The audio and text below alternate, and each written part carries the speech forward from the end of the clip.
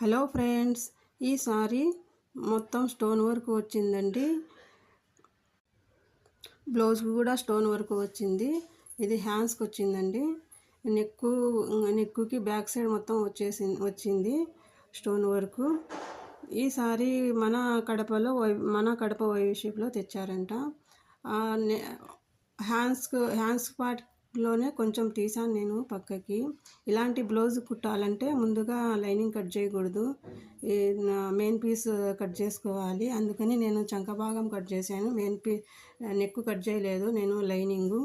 ఇలాంటి జాకెట్లు కుట్టాలంటే చాలా టెన్షను, ఎక్కడ సూదులు విరిగిపోతాయో, ఎక్కడ మిషన్ చెడిపోతుందో అని. కానీ ఏం చేస్తాం, కస్టమర్ ఇష్టం కదా. కస్టమర్ ఎలాంటి బ్లౌజులు తెచ్చినా కానీ ఇంకా కుట్టాల్సిందే. ఏందక్క ఇంత హెవీగా తెచ్చుకున్నారు, ఎలా కుట్టాలంటే మీరు ఉన్నారు కదక్క కుట్టేదానికి, అందుకని తెస్తాం మీ మీద నమ్మకంతో అని అంటారు. ఏం చేస్తాం, వాళ్ళు చెప్పినట్టు కుట్టాల్సిందే. నెక్ మాత్రం ఇలా కట్ చేసుకోవాలి మెయిన్ పీసు.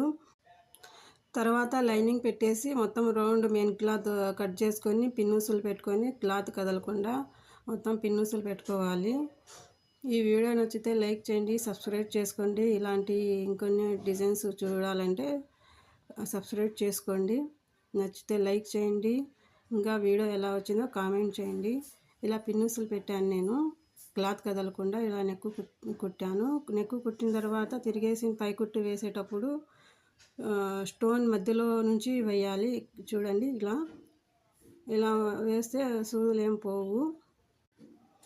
తర్వాత ఇది బ్యాక్ సైడ్ నెక్కుకేమో వర్క్ వచ్చి ఉంటుంది కదా, ఫ్రంట్ సైడ్కి ఏం వర్క్ రాదు. అందుకని నేను హ్యాండ్స్లోదే కొంచెం క్లాత్ కట్ చేసి ఇది ఫ్రంట్ సైడ్కి వేస్తున్నాను. ముందు మెయిన్ పీస్కి అటాచ్ చేశాను, తర్వాత లైనింగ్కి పైపింగ్ వేసి తర్వాత దీనికి జాయింట్ చేశాను.